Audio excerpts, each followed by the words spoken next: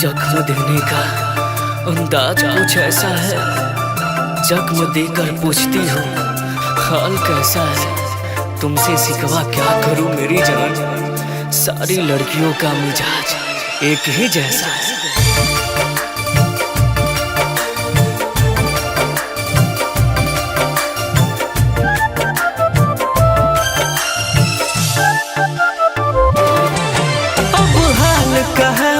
पूछे लो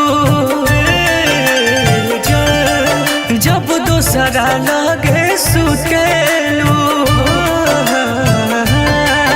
अब हाल कहा मर पूछेलू जब दोसरा लगे सुतेलू।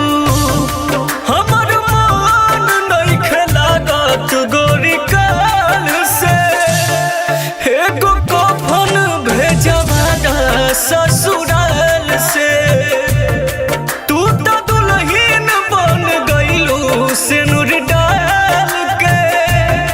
एको कफन भेजवा दा ससुराल से।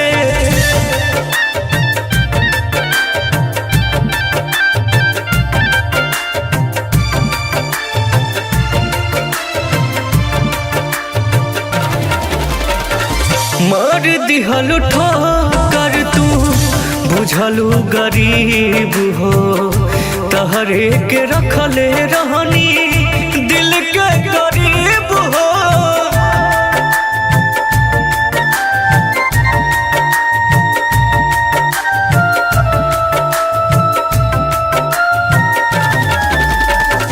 मार दिहलु ठोकर तू बुझलु गरीब हो, तहरे के रखले रहनी दिल के करीब हो।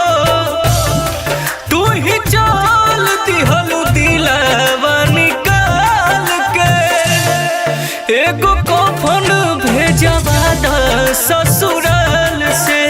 है हमर मन नहीं खेलागत गोरी काल से, एगो कफन भेजवा दा ससुराल से।